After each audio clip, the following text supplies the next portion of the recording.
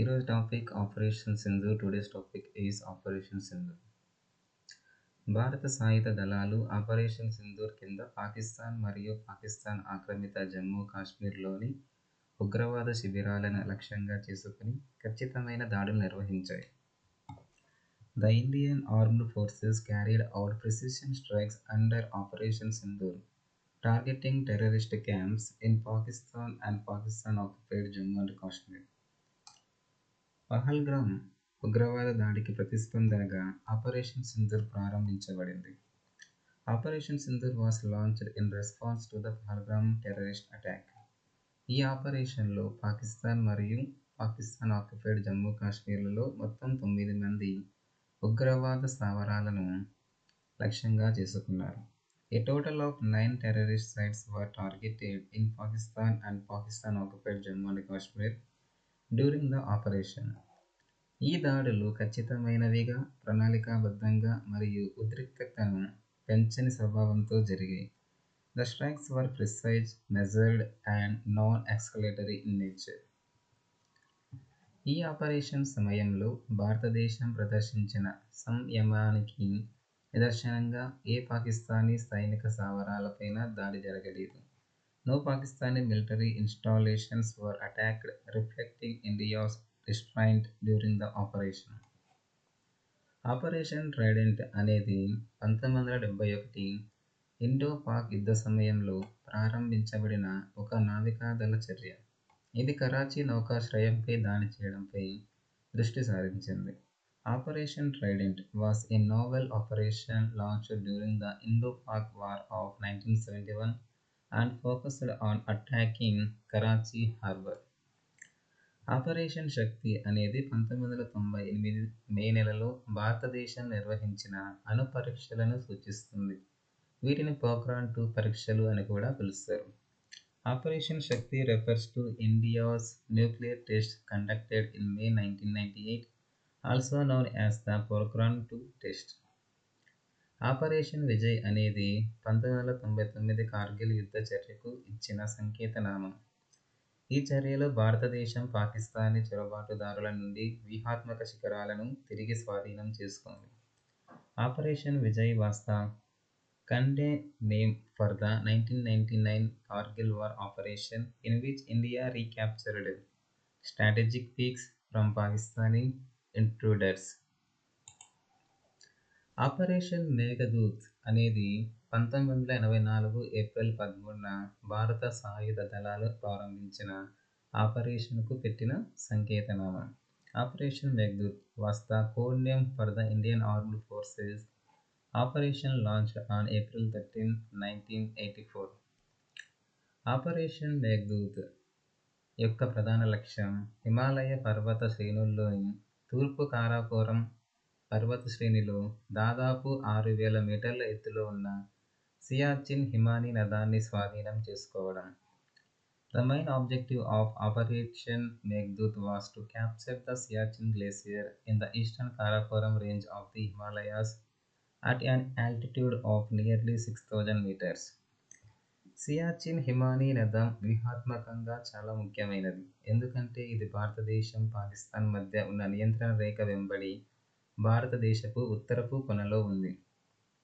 The Siachen Glacier is strategically important because it is located at the northern tip of India along the line of control between India and Pakistan.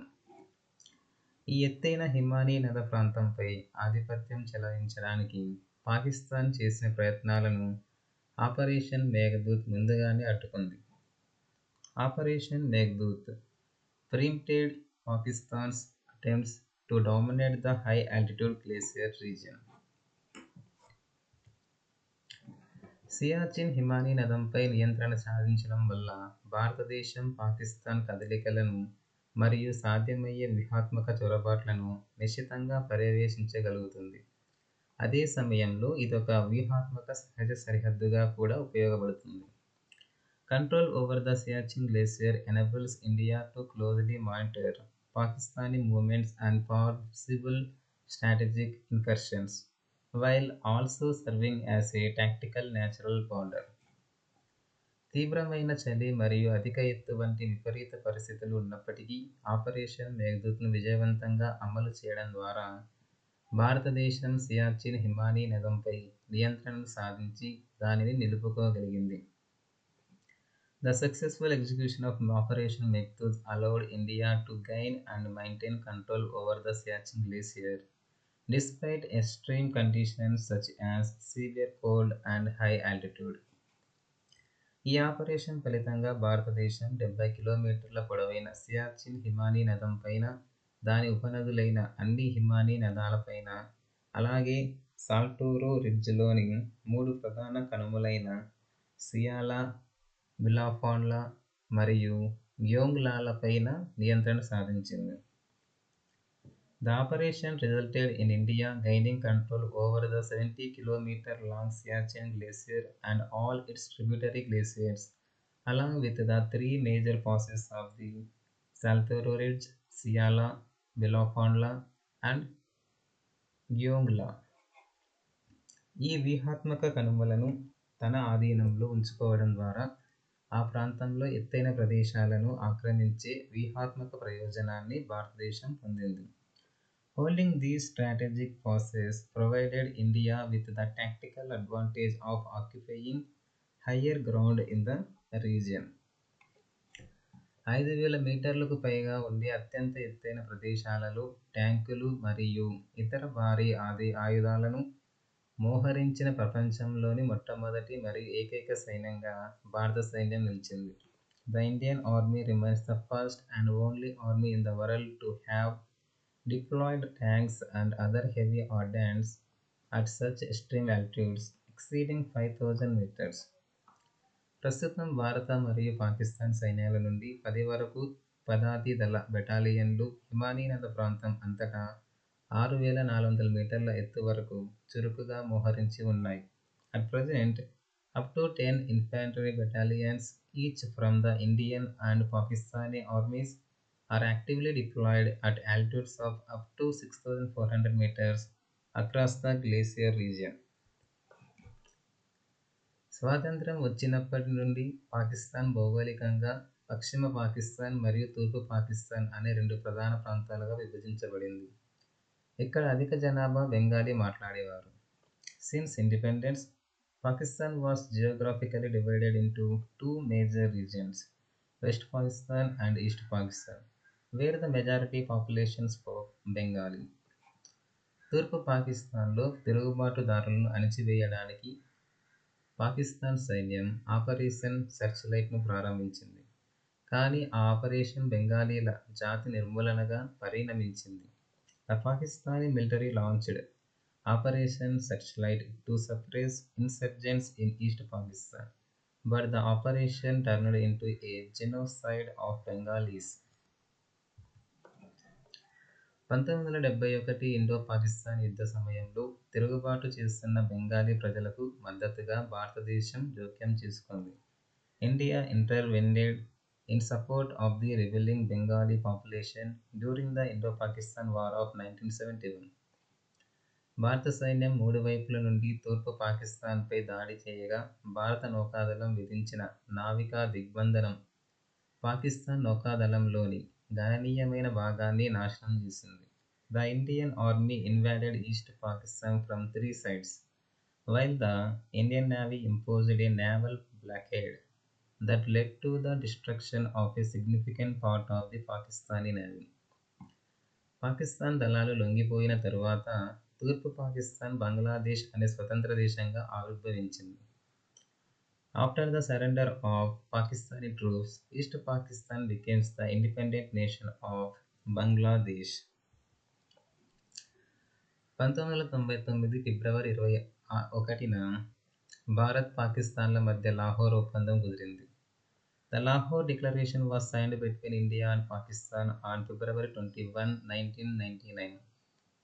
ఈ ఒప్పందం ఇరు దేశాల మధ్య ఉద్రిక్తతలను తగ్గించి శాంతిని పెంపొందించడమే లక్ష్యంగా పెట్టుకుంది. The agreement aimed to reduce tensions between the two countries and promote peace.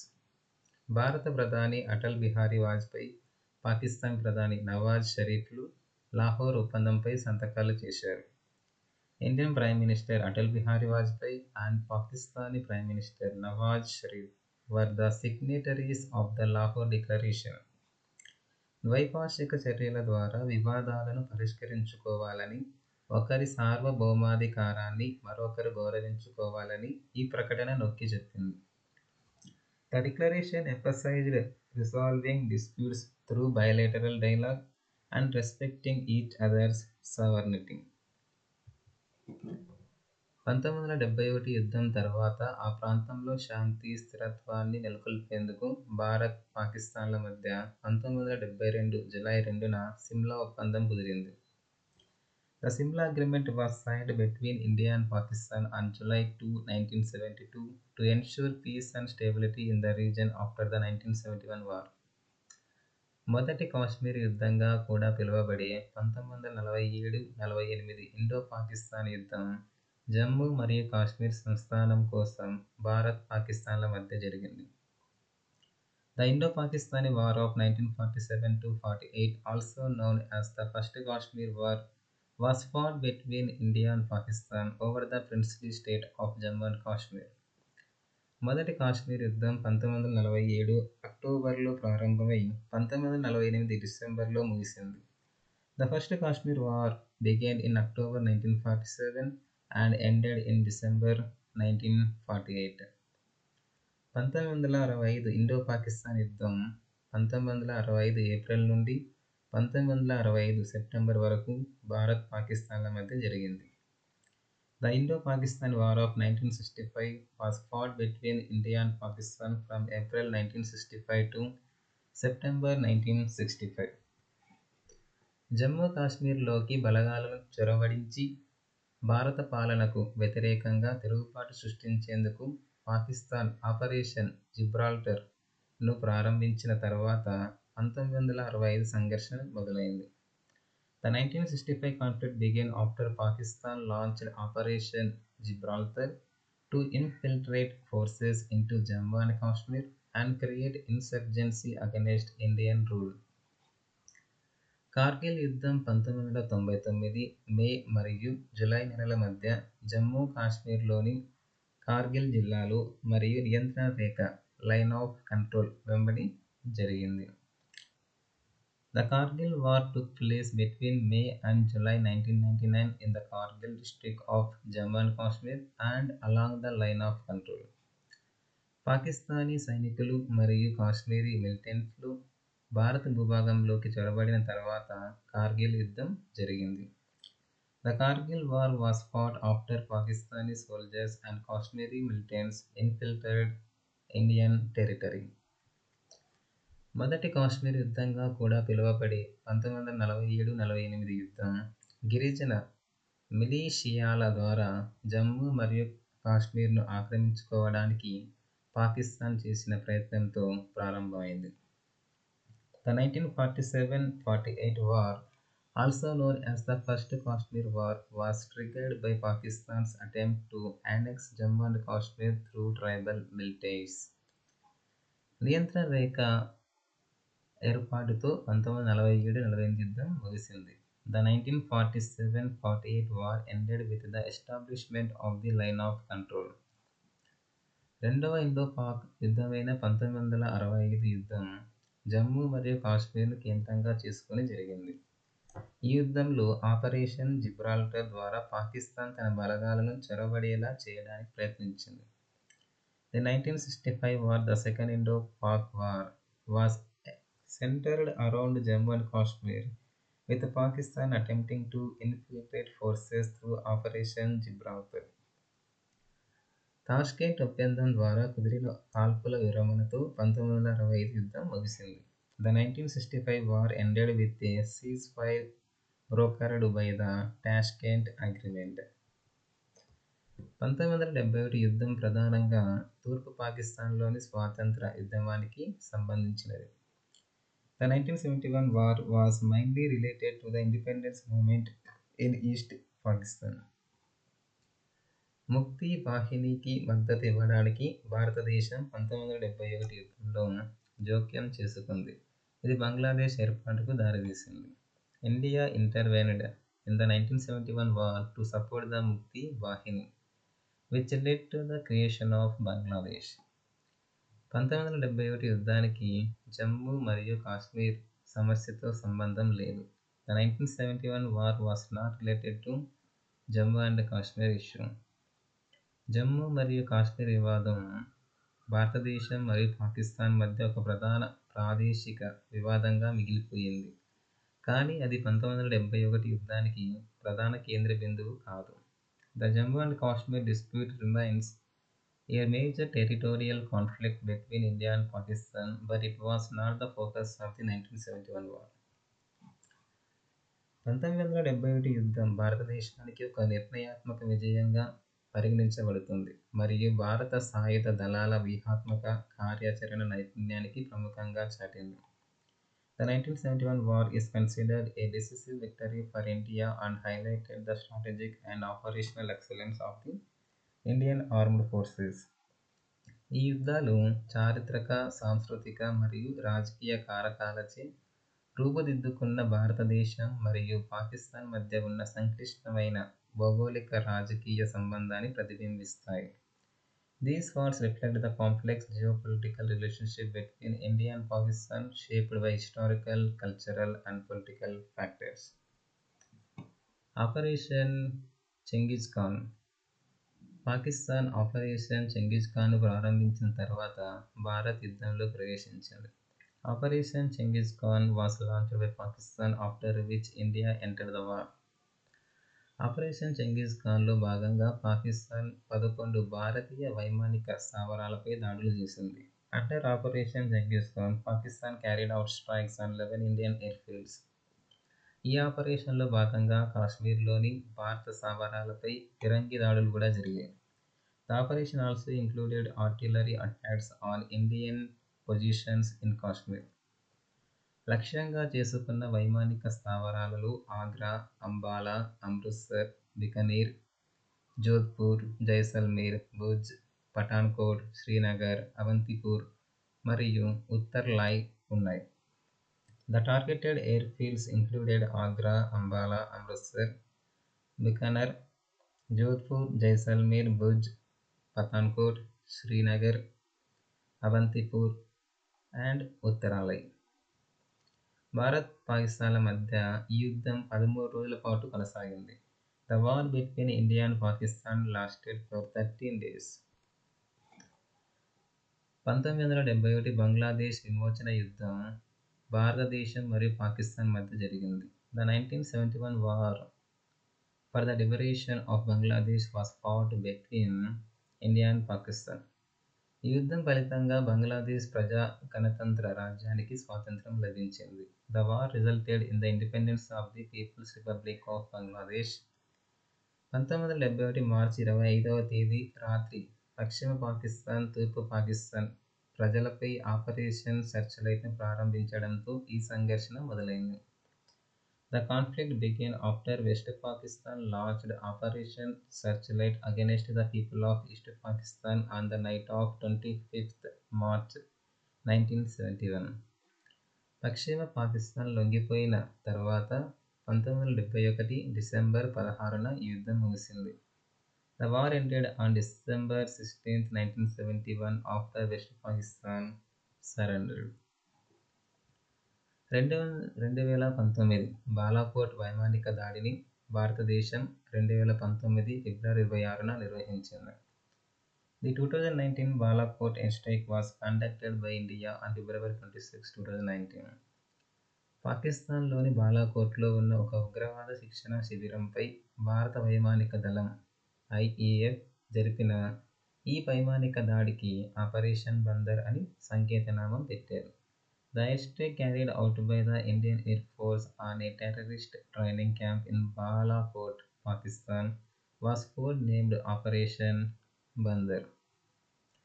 భారత యుద్ధ విమానాలు వివాదాస్పద కాశ్మీర్ ప్రాంతంలోని వాస్తవ సరిహద్దును దాటి పాకిస్తాన్లోని ఖైబర్ పఖ్తూన్ఖ్వా రాష్ట్రంలో ఉన్న బాలాకోట్ పట్టణం సమీపంలో బాంబులు వేశాయి. Indian warplanes crossed the de facto border in the disputed region of Kashmir and dropped bombs near the town of Balakot in Khyber Pakhtunkhwa province of Pakistan. ఈ వైమానిక దాడిని ఉగ్రవాద శిక్షణా శిబిరాన్ని లక్ష్యంగా చేసుకుని జరిపిన ముందస్తు దాడిగా భారతదేశం అభివర్ణించింది మరియు ఇందులో పెద్ద సంఖ్యలో ఉగ్రవాదులు హతమయ్యారని పేర్కొంది. India described the airstrike as a preemptive strike targeting a terrorist training camp and claimed the large number of terrorists were killed.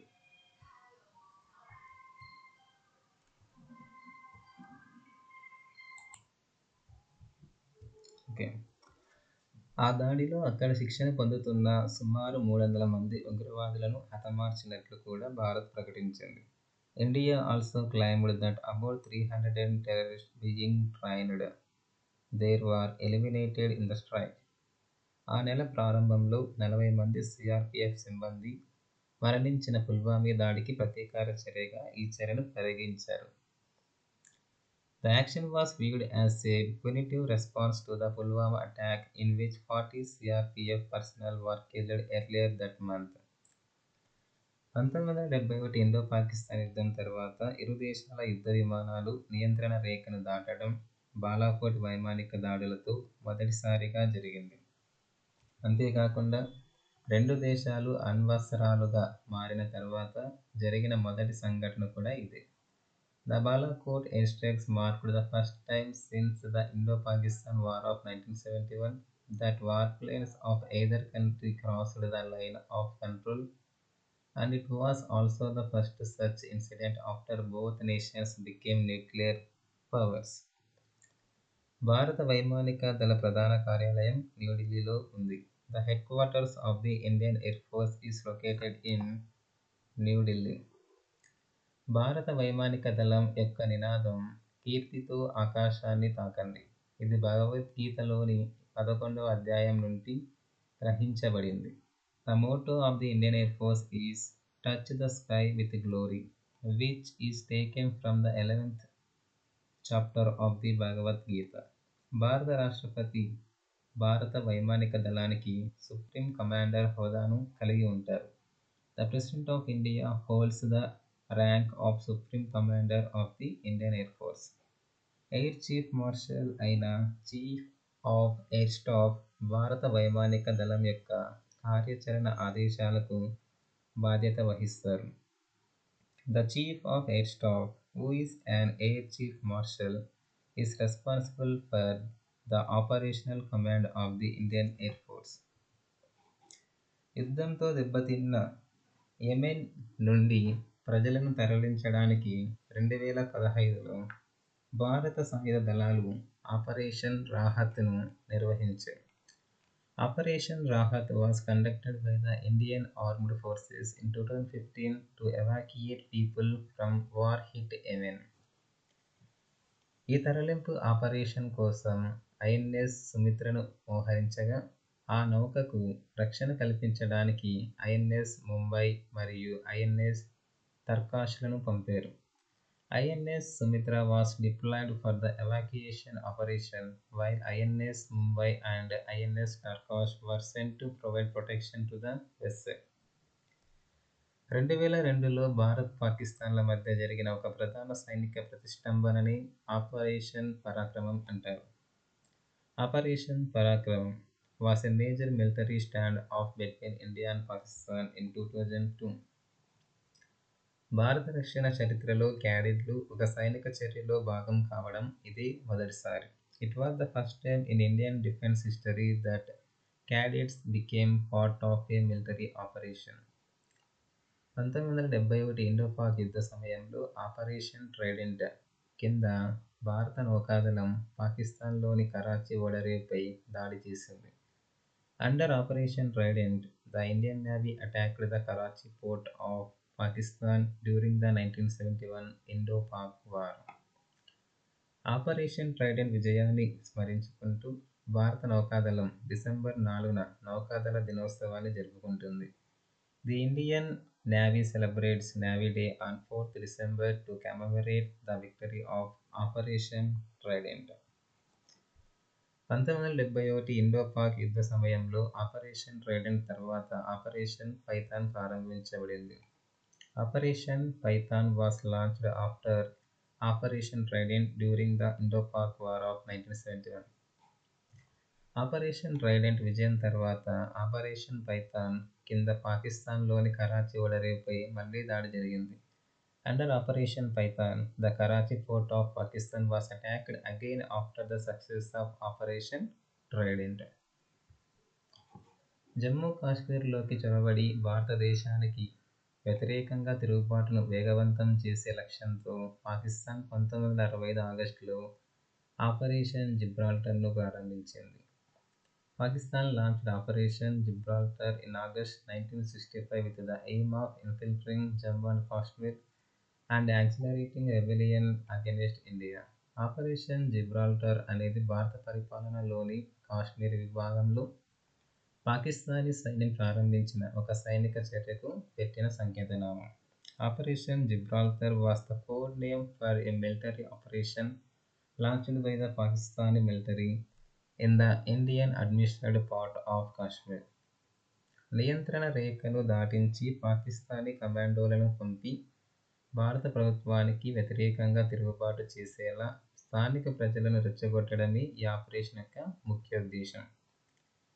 The objective of the operation was to send Pakistani commandos across the line of control and instigate the local population to revolt against the Indian government. స్థానిక ప్రజలు తిరుగుబాటు చేయకపోవడం మరియు చొరబాటు బయట పడడం వల్ల operation Gibraltar విఫలమైంది. Operation Gibraltar failed because the local population did not revolt and the infiltration was discovered. Operation Gibraltar వైఫల్యం చివరికి 1965 ఇండో-పాక్ యుద్ధం చెలరేగడానికి దారితీసింది. The failure of Operation Gibraltar eventually led to the outbreak of the 1965 Indo-Pak War. Operation Vijay అనేది భారత్ పాకిస్తాన్ కార్గిల్ యుద్ధం యొక్క సంకేతనామం. Operation Vijay was the code name of the India Pakistan Kargil war. Kargil యుద్ధంగా ప్రసిద్ధి చెందిన ఆపరేషన్ విజయ్లో భారతదేశం సాధించిన విజయానికి 2019వ సంవత్సరం 20వ వార్షికోత్సవాన్ని సూచించింది. The year 2019 marked the 20th anniversary of India's victory in Operation Vijay, which is popularly known as the Kargil War. ఈ 20వ వార్షికోత్సవ వేడుకలను జ్ఞాపకం చేసుకోండి, ఆనందించండి మరియు పునరుద్ధరించుకోండి అని ఇతివృత్తంతో నిర్వహించారు. The 20th anniversary celebrations were organized under the theme Remember, Rejoice and Renew. 2019 July 25 నుండి 27 వరకు 3 రోజులకు పైగా ద్రాస్ మరియు న్యూఢిల్లీలో వేడుకలు జరిగాయి. The celebrations were held for more than 3 days from 25 to 27 July 2019 at Dras and New Delhi. Ladakh ప్రజలు ఏక్ దౌద్ షహీదోం కే నామ్ అనే పరుగులో పాల్గొన్నారు. People of Ladakh participated in the run called Ek Daud Shahidom Ke Naam. 2019 July 26న జరుపుకునే కార్గిల్ విజయ్ దివస్ సందర్భంగా ద్రాస్లోని కార్గిల్ యుద్ధ స్మారక చిహ్నం వద్ద పుష్పగుచ్చం సమర్పణ కార్యక్రమం నిర్వహించబడుతుంది. A wreath memorial ceremony was organized at the Kargil War Memorial in Dras on Kargil Vijay Diwas, celebrated on 26th July 2019. End of the section. Thank you for watching.